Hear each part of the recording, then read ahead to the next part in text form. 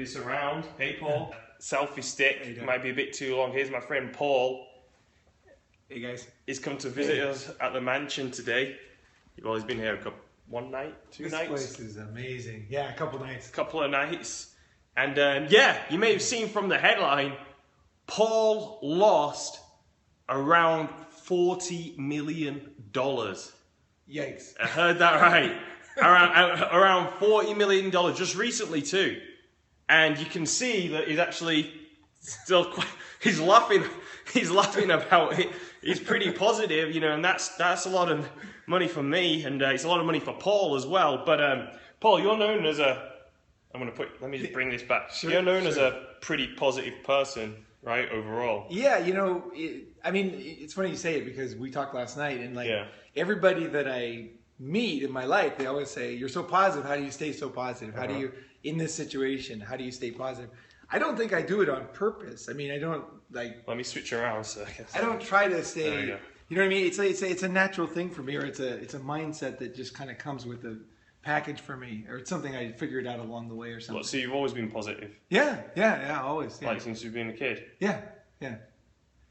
Even when things go, you know, hard things happen, you know, you get beat up, you know, as you're a kid, you know, or, you know, problems in the family or whatever. It's like, I always just see life, I see it's just such a gift to be here, you know, really.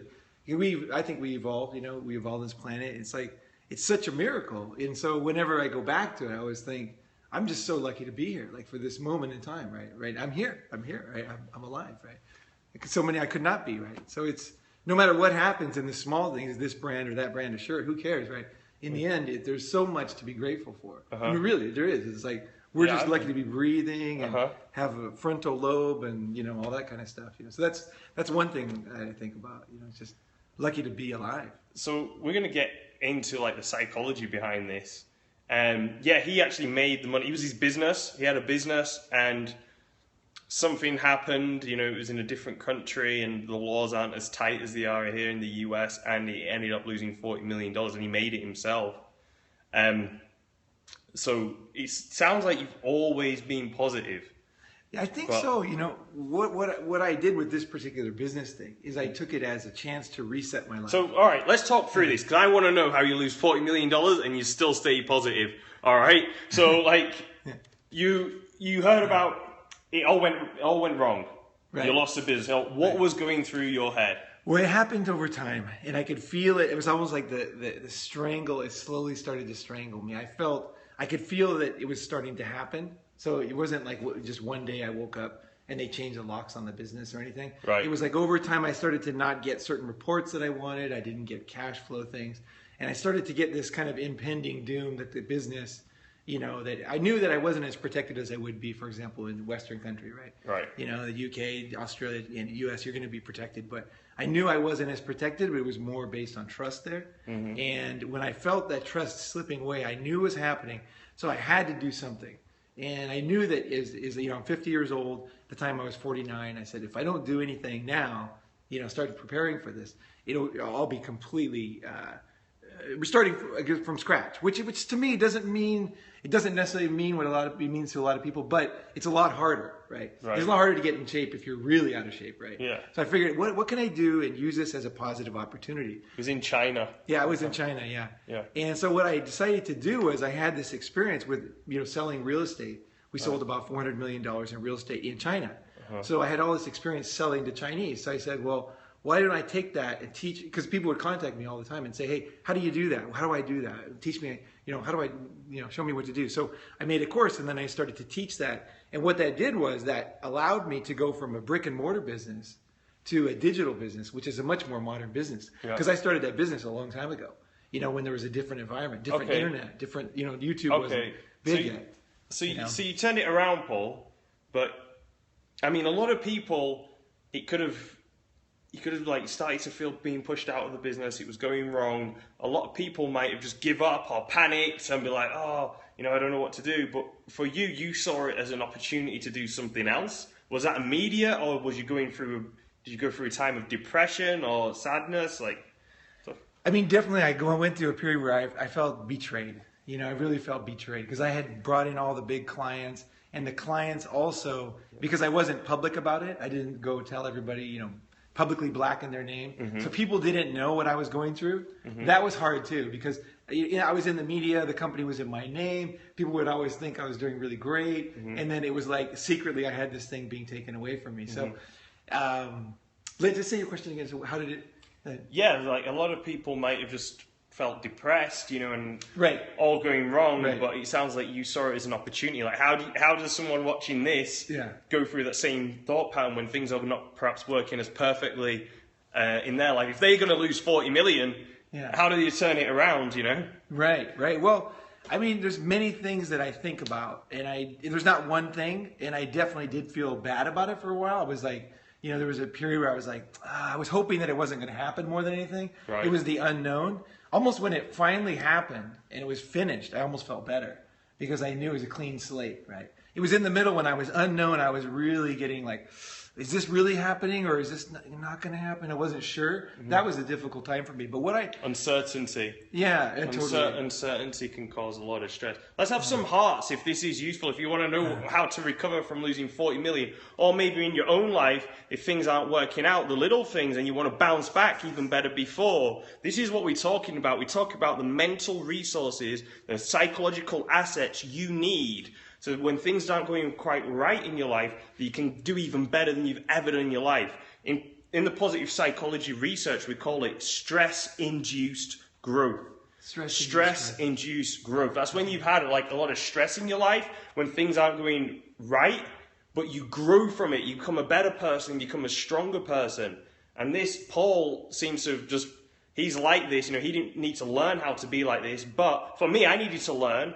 And for you guys here as well, this might be a good learning opportunity for you. So let's get some hearts. I appreciate the heart. Thank you. I guess one thing I do is I looked at my situation. So I owned a real estate business, right? That meant that I was meeting clients every day, and I was thinking about the positives and negatives of that, right? There's the positives of the success, right? That's obviously always positive, whatever business. But there's also the reality of what you do in a real estate business. You meet clients, you're always negotiating. It's like a very slow business. It's like it's a hands-on business. It's sometimes based on emotion people buy. Right. There's all these things that are not perfect about the business. So when I was losing the business, I started to think about those things. And I started to think, if I could redo my life, would I do the same business exactly the way I did? I said no, because the world's changed. I would do more internet business. I would try to help a more broader swath of people, not just people in Shanghai. Yeah. And so that was like huge, as I said, if I could redo it, I would not build this business again, even though it's very successful. So I took that and said, okay, look, what is the perfect business right now? What is the model that makes sense in 2015? It actually was 2000, by like early 14 when I started. But what is the business model? And it's a totally different model than it was before. And also I realized in myself that I love to help people more than I love to sell. So when you're selling real estate, you're just selling, you're showing, you're selling. Whereas I realized I like to help people. And I was always kind of embarrassed about that. I was actually a teacher many years ago. I taught college many, many years. I'm 50 years old. So I taught, and I was a popular teacher at this college. And it made me realize I'm actually a teacher, and I was always embarrassed about it. Oh. Because I feel like it's not manly enough or business-like enough or whatever, So I just kind of thought, and so I realized, hey, I can teach now. I can teach online to a lot of people, more people. And also I can do business at the same time. Right. So what he was doing is, instead of thinking about everything he's lost and like, oh my God, I've lost this, I've lost that, you started to think about what you could gain from this. Yeah. Like you saw it as a blank slate and like, oh, okay, now I can do more things that are in line with my values and like what I want. Instead of regretting it all, you thought, okay, well, what can I take and what can I gain from this? Is that right, Paul?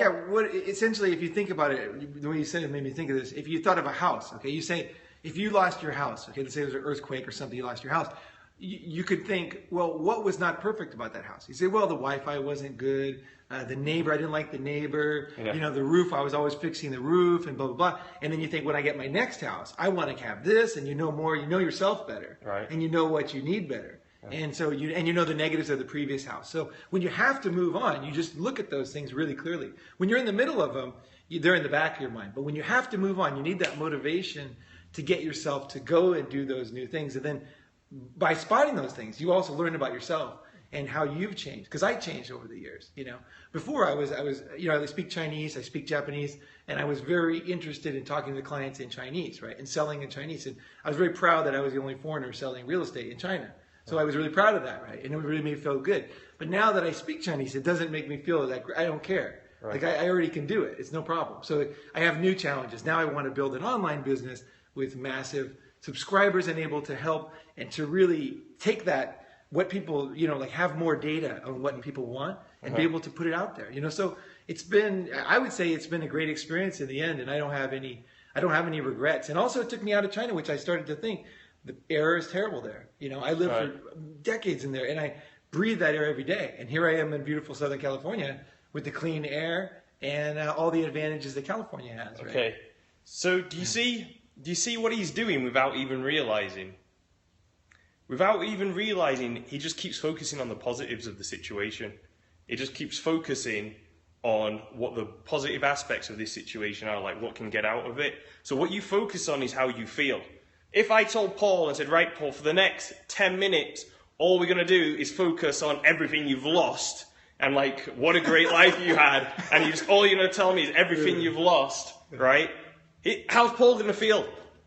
He's going to feel terrible. He's going to feel absolutely terrible if we just focus on all the negatives. If I said, Paul, let's just focus on the negatives, he's going to feel terrible. But without him even realizing, he just focuses on the positives. He just focuses on, well, what's good about this situation? What's great about this situation? I think I could even turn the negative around. I think I could do that because, like, one thing I miss a lot is being the boss, right? Here I am. We have all this Chinese staff. We have these big dinners. We go out and have noodles and this and that.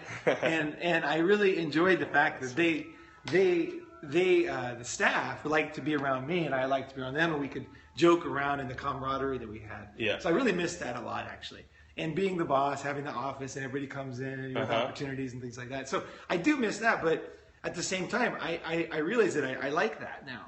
So I can build that again. Because at the time it was like a fish in water. I didn't know what was happening. Okay. Now I can see it clearly, what I do want, what I don't want, what I want to avoid, and the new opportunities in the business environment now, which are very different than they were when I started that business. I got to China in 1989, when I first got to Asia. So that's a long time ago. So things have really changed, and I've changed because I keep studying and growing. I love to study. I love to grow. I love to learn, right? So, it's like all that is now built up, and I think it's good. It's better than ever now. I'm free now. I'm not stuck in one location, So that's great. He just keeps focusing on all the positives. That's how you do it. That's how you recover from losing 40 million. So you was telling me just before as well that you're actually known around your circle and friends as being like one of the most positive people they know. Well, I don't do it on purpose. Would you go back to China and try again? I certainly wouldn't do that business again because the real estate, it went up and peaked, and I was selling real estate in China to the Chinese, and then I started selling real estate to Chinese overseas, and now I train real estate agents how to sell to Chinese overseas. So in Los Angeles, I help them get Chinese investors. So I'm really enjoying what I'm doing now. So going back and selling Chinese real estate to the Chinese, I wouldn't for a couple of reasons. One is the market's peaked. And it's coming down. And the other thing is, it's just not the hot place to be right now. The hot place right now is, I think, here. Really? Yeah, this is right now. The US is recovering. US. Yeah, it's definitely happening, and I feel it, and I enjoy it. I ride on that enthusiasm. Like I went to Japan way back in the day. I went to China when it was rising. How long was you in Asia for? Tell everyone, how long was you in Asia? 26 years. So it was 26 years from 1989 until just this year. So. Wow. So you was telling me as well, like you're known from your friends to be a positive person. I don't mean to be. I mean, just kind of like they tell me all the time that, and some people don't like it. Tell us about that. So this is important for you because if you're trying to get your mindset right, you're trying to be more positive, enjoy your life. Some people aren't going to like that. So tell us. Well, I don't know. I mean, I don't have like you. I don't have like a logical understanding, but I can just tell you how I feel about it. And what happens to me is most people are super happy, and so. A lot of people in my life. Most people are super happy. No. Most people come to me and they love it. Oh, they're happy about it. Oh, they're happy that you're a positive person. And they come to me maybe when they're having a big life crisis or they want to have a good time. There's different kinds of people who come to me. One is they want to have a good time. I'm always up for doing something, so I'm always up for a good time. Okay. And going somewhere, doing something, jumping out of a plane, whatever the heck it is, going in a war zone, it's all good. So I love that stuff. Then other times people come to me is when they're at a serious crisis. and they need to see it in a positive light and understand what they're going through. So someone will be changing jobs or losing, they'll come to me and ask me that kind of thing. Just as friends, not as a business. But there's a 10% of people who really, I found, and I don't know what's in their minds, I can't really read their minds, but it's like they really don't seem to like it. And then they'll make fun of me and say things like, Paul, is that the best spaghetti you've ever had? Is like the best spaghetti? And I realize, oh, wow. It's kind of the red flag comes up, and I realize that they don't like me being happy about the spaghetti, right? And so You make the most hearts. I still try to help those people, and I'm talking about a friend here. So, it's just, I guess, it's difficult. Life is difficult, and life is long. So I have even hope for this person I'm talking about who was making fun of me because, I look at my life and I've gone through all these phases, right, in my life. So I see him as maybe he'll go through a positive phase and then realize what he was doing was trying to squash out positivity, which doesn't help anybody, right? So how do you deal with that? Well, I've got two questions for you. First one is how do you deal with that? If you've got people around you who aren't so positive and try and bring you down a little bit, how do you actually deal with that if you're trying to be a positive person? There's two ways to go, and I think most people choose the certain way. They for example will say don't be around negative people, right? That's kind of the standard thing in life.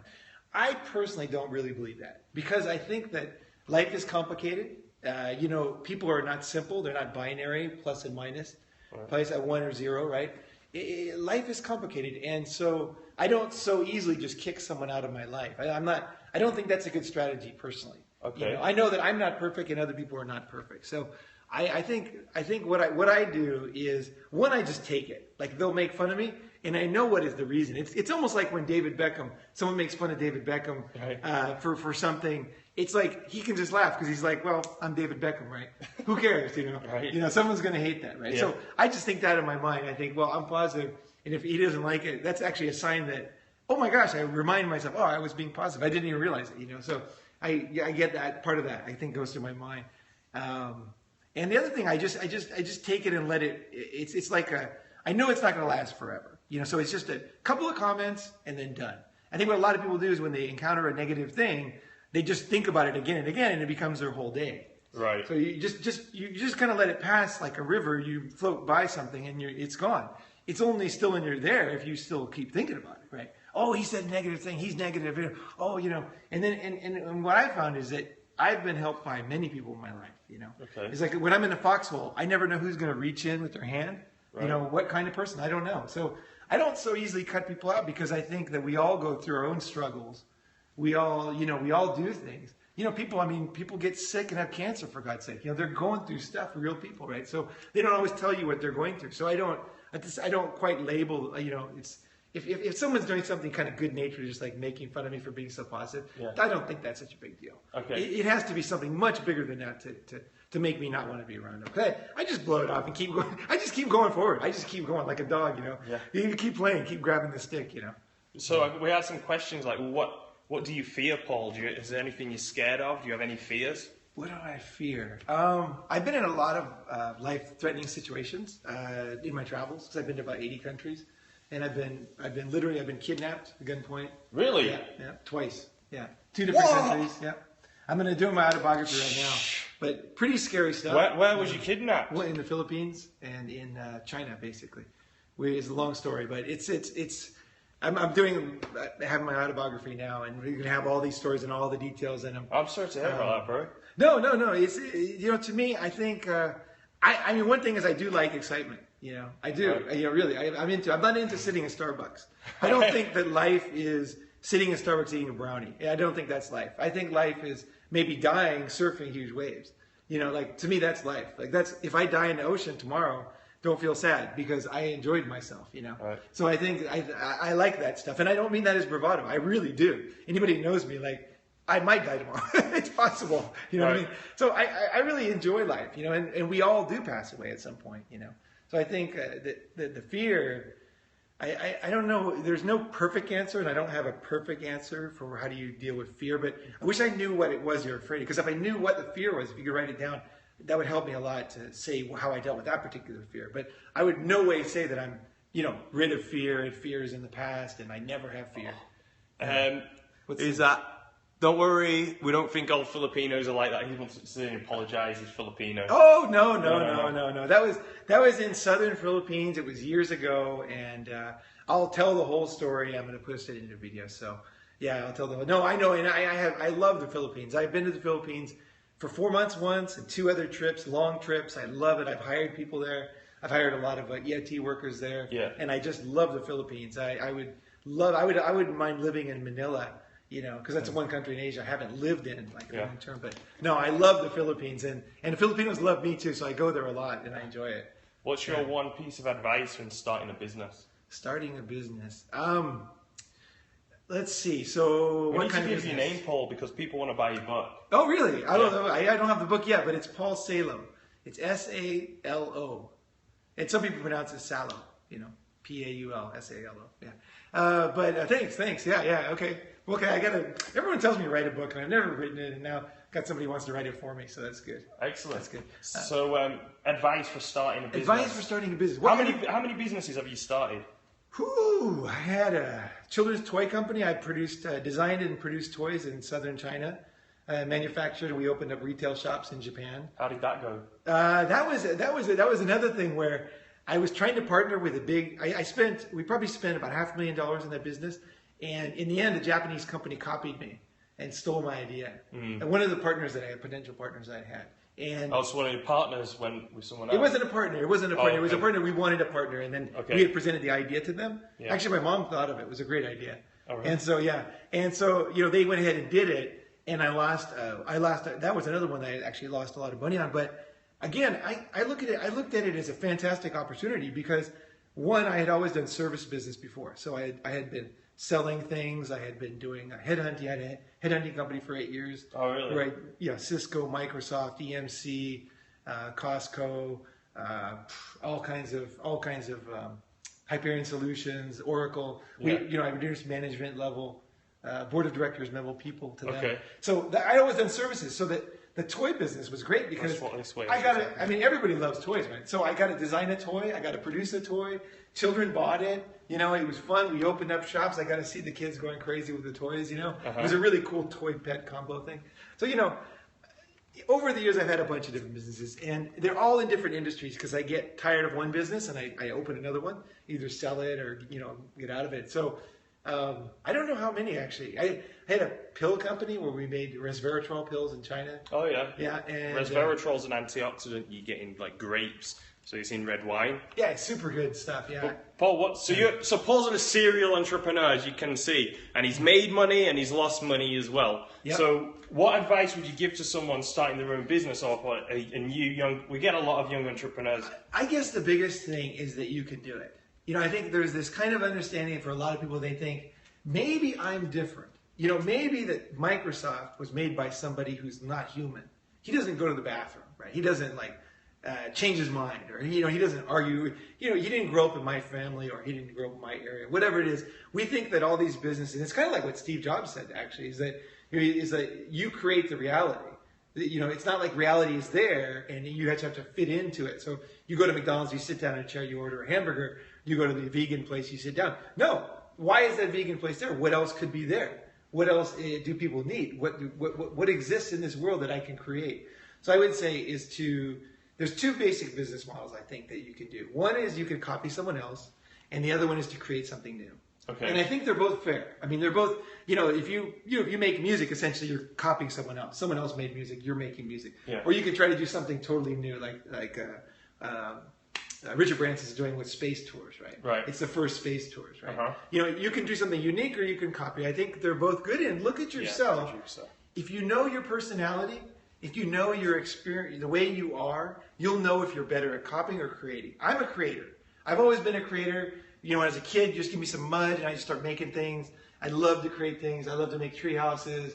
I love to travel. I always want to, if I'm in a darn airport, I want to see every part of that airport. If I have time, I'll walk down every aisle. I'll try to open doors that don't open. Mm-hmm. I'll go up and check every food thing. I'll look at everything. I just want to see. I'm very curious and very creative. So for me, it's always for a personality like myself. I think don't get caught into the image that you have to do what everybody else does. So make a computer, make a car, make things that exist. You can make something brand new if you're a creator, and I think you should. Mm-hmm. Now, if you're not like that, then you want to look at a smart business model that has, regular income. People buy it, people need it. So if it's food or it's transportation or whatever it is, whatever it is, it's something that already there's a business model and you think you can improve it. If you're not a creative type, I would go with that type of business. So, but be very logical and think about the numbers. Look at the numbers. Look how much numbers, how much income's coming in, how much risk you have from one client or having many clients. Think about all those logical things. Try to improve it. Put your personality on it. Put your own name, stamp on it. Just like a Shaq T-shirt or a Kobe T-shirt. They're both T-shirts with someone's name on it, but doesn't mean that they can't both exist. Okay. Right? You can copy, you can do what everybody else is doing, and you can make money and do well. Or you can say, new game like that one where they have the tubes and they fly up in the air around the boats. Yeah. You can do something new. So those are the two things. Look at yourself to decide which one works for you. What books, Paul? You've got a question here saying, what books do you recommend? Any books you recommend? Any particular books? Yeah. I'm going to give you this a second. Okay. I think with books, I think the thing you want to do is, the main thing you want to do with books is you want to read a lot of them. Because you don't know what's good and you don't know what mood you're going to be in and what's going to be really good for you at the time, right? So I try to read, I download audiobooks. I love audiobooks. So I try to read an audiobook a day. And that really works for me. I can read, I can listen, I can jog. Like you can see outside. I don't know if you can see outside. Let's see if you can see out there. There's a trail out there. Yeah. And there's people walking up and down the trail. Can you see that down there? I don't know if you can see that. But so what I do is I'll take a trail like that and I'll walk. So when I lived in China, every night when I was finished my business meetings or whatever, I would put on my audiobook on my MP3 and I would go walk for several hours. I actually learned Chinese by walking around. I would just listen to learning things as I walked. And I think that the combination of the light exercise from walking and the learning, new ideas going in your head, and the blood moving in your body, I think that you create a system where you learn a lot faster than someone sitting at the desk. And audiobooks are the only thing you can do because you can't look at video as you walk. So I don't think there's any particular book other than I would say about books. My best advice is to get books that are already recommended by somebody that you like. So they said, oh, hey, I just read this book, and it was really great, and I would always look at those. Unfortunately, I read so many books. I read about a book a day. So I try to listen to a book a day. That's generally what I do. So I think you want to look for people you respect, and I look for new books. So for example, someone has a new idea based on a research that they did. Rather than, I don't like the rehasher type people. They just rehash the same idea. So I look for a unique idea. Someone had a unique book with a unique concept where they discovered, something, for example, one book I read recently was the guy, what he did was, I can't remember the name of the book, but I think it was The Power of Full Engagement. But what he did was he has his clothes in sets in his closet, right? Yeah. And so that when he comes in every morning, he knows he only has about 7 minutes of valuable thinking time per day to think of new ideas. And he found himself spending 2 minutes every day looking at clothes and trying to decide what to match. Yeah. And he said, am I a fashion guru? Am I some genius? Do I blow people away with my fashion? No. He just puts on clothes and goes to work, right? Yeah. Or does what he does, right? So when he had them in sets, it allowed him just to grab those clothes and then just put them on and just go. And he didn't have to think at all about that, which wasn't valuable for him. So that was something, The Power of Full Engagement, that was what it was. Great book. And that's Tony Schwartz. Yeah, Tony Schwartz. And it was a really great idea that I could implement right away. So I read a lot of books, and the only time I throw away a book is if I feel it's becoming too negative. Whereas there's a few books where... That's a tip for you. All right, tell us more about that. Well, I mean, a book is just a person writing, essentially a person talking. So if you're sitting next to, let's say you're sitting in a bar or in a restaurant, and the guy next to you is saying some complete utter nonsense, right? He's just completely out to lunch, right? That is the same. He could be an author. He might have a book, actually. People write what they think and what they say. Yeah. So you just have to look at it logically. Like, is this the type of person that I want to listen to? And I don't mean that too strict. I'm pretty open. I'll read a lot of books, but I'm just saying that it's a real person there. And so if they're saying stuff that doesn't make any sense, you have to say, wait a second, this book makes no sense. It's not logical. And then just throw that book away. But I only do that probably because I pick my books wisely. So probably 1 out of 100 books I'll say that. Okay. And I'll come to the realization, oh my gosh, this is utter crap. I don't need this, and I'll throw it away. But one last thing about books is I think the Google and Yahoo example really helps me a lot. Okay, Google in the information age said, hey, there's too much information, so what we're going to do is build a better algorithm to go through that information and find valuable stuff. Yahoo said there's too much information, so we're going to simplify it for you. We'll decide what you should read, and we'll have human beings picking what is in what category. Whereas Google said, hey, there's too much information. That means we need to get our act together. We need to go through it quicker. We need to sift it better. We need to make sense out of it better. Whereas Yahoo didn't. They went the old way. There's too much. We'll cut out a lot of it for you. Right. Make it simple, right? I always take the Google route. I'll say, instead of saying, hey, I'm overwhelmed, I'm saying, I'm overwhelmed because I have a bad strategy, right? What can I do to go through this stuff faster and get a better strategy for dealing, because the world is speeding up in reality. And I want to have that information. That's why I read so many books. And then my brain just naturally sorts out things that don't work. So, Paul, we just got a question. What do you think about meditation? I like to meditate daily, and I haven't today, and I haven't the last couple of days, and I noticed a difference. But let's go into this other room. So, yeah, what do you think about meditation? I've because being in Asia so long, being in Japan, Thailand, China, everywhere. Yeah. I encounter meditation a lot. Yeah. Meditation opportunities, and I'll be at events where they will do meditation. Yeah. I've never been like a person who is known for being a meditator, but I've done I've been in a lot of situations where I find myself meditating. So if you're the type of person who it doesn't register with normally, okay, so maybe you're a manly man and you don't think of yoga, but you found yoga to be good for you. That would be me with meditation. Right. I wasn't naturally drawn to it, but I found myself in situations where I was in a room where people were meditating, and I would just go along with them, be on a mountaintop or something, stayed at a monastery, and things like that, and then I would start meditating, and I found myself liking it. So I think you can meditate in one breath. So, for example, I'll walk outside here, and I'll look at the green, and I'll just go,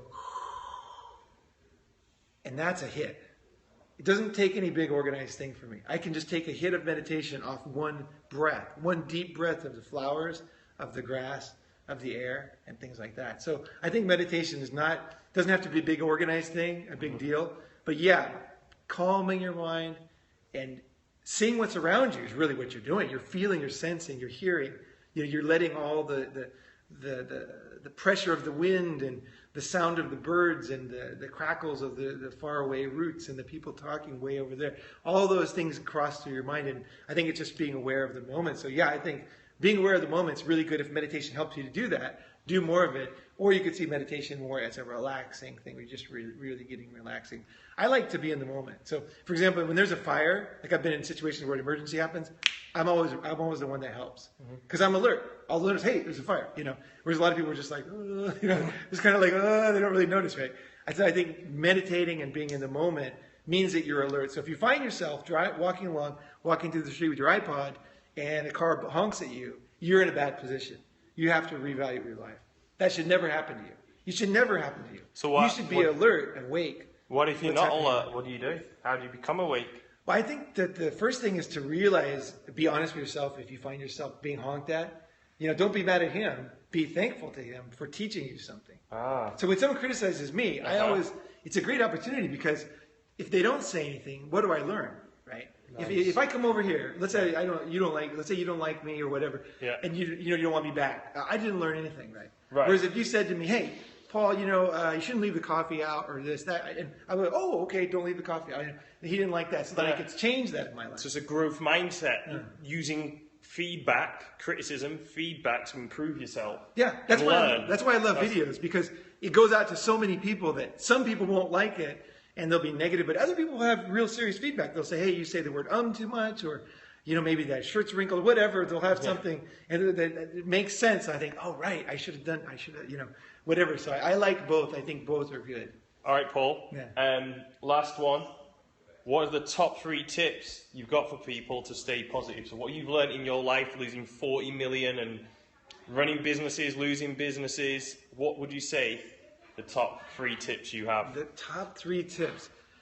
Well, one exercise I do is an NLP exercise. Okay. So, for example, let's say that I had a bad situation. Okay. So imagine this. This really works and it's really short. So, okay, try this. So imagine you had a fight with your husband or your wife. And you guys, imagine yourself sitting right next to yourself. And you can see yourself in this situation that's negative.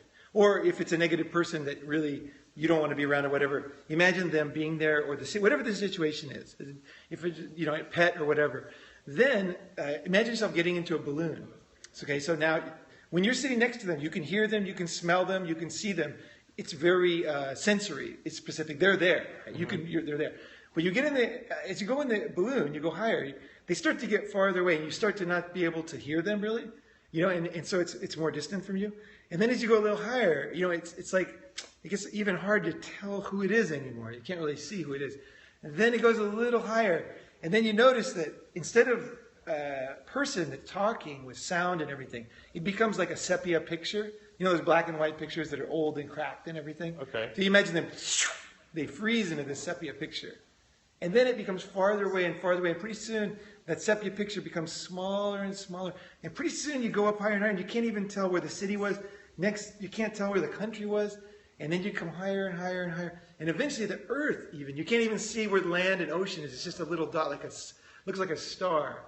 And you feel yourself being released from any kind of emotion that was attached to that event.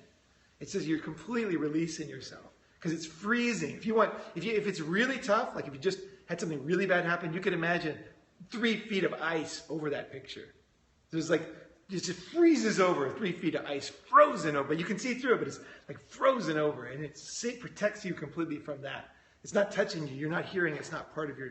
It's completely frozen in time. It happened, and there it is, and as you drift away, you feel yourself drift away. So if you can practice that when you have something negative, or if you have like a fear of snakes or whatever, if you can do that and practice that, it really works. It really, really works. It's an awesome thing you can do. And then that's one thing you can do to release yourself from negative things. And then I would say being positive is you want to have a bunch of tools, okay? But one of them is that, okay, I'm 50 years old, right? And as I look at my life, I've been through so many phases, right? Like when I was in high school, I thought, oh man, I want the hot girl in school, and I don't have the hottest girl in school, so I'm a total loser, That's what I thought, I was like, oh man. And then as I got older and I went through different situations, I had plenty of opportunities to date women, and it was great. And I realized that what was I being so worried about back then? Like it was like it's gonna pass, right?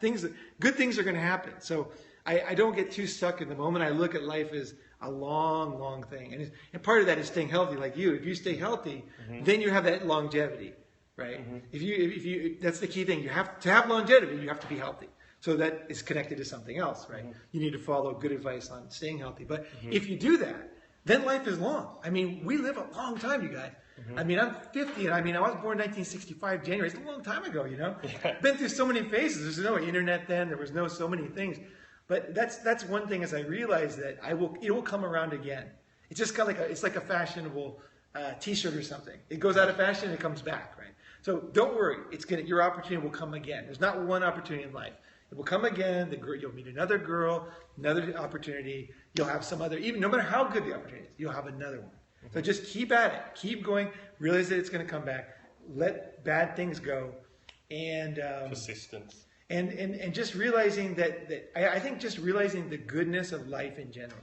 And I don't know how to put this into words, but I am very lucky to be alive. Okay, I've been in a lot of situations that were risky and things like that. And I'm just lucky to be here. Like if everything went to crap, my family, everything, the economy, and there was a war, I would secretly, even if I practice this actually. Here's one thing. Okay, yeah. When I practice it, if I was in jail, okay, if I got thrown in jail for some reason and I was in jail for the rest of my life and all I had was a window to look out of, what would I do? And I've read so many books about physics, about things like that. I could look out that window every day and look at the stars and think about where they're going and what's happening out in space and how there's so much to life, and there's so much to think about, like what is the season, what is going on, why is this happening? I could just look at the plants. I could see so many things. I could be totally happy if I was in jail for the rest of my life with just a window. And I would always have the floor too and stuff like that, to look at and think about and talk and in my mind, create up new ideas and write a book, do things that I could be creating even there. It's not based on, my happiness is not based on being in a good place or whatever, you know. It's almost irrelevant at this point. So I think the more you learn, okay, the more you read, the more that is possible.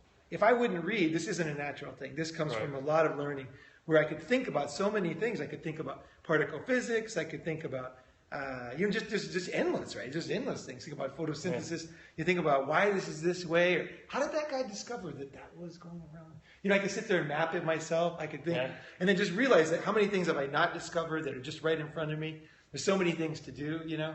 So, you know, there's also going to be people in there which I could befriend and talk to, right? Other human beings, right? Other human beings. In the end, we need other human beings. That's why people hate isolation. Rather than being with a bunch of murderers. You think that's so bad? Try being alone. That's way worse. So I think human contact is key. So having a good network of people, and that's another one that's really important. Is friends are number one, you guys. Money comes and goes. I think even love relationships come and go. Friends are number one. For me, I don't know about for everybody. For me, friends are number one.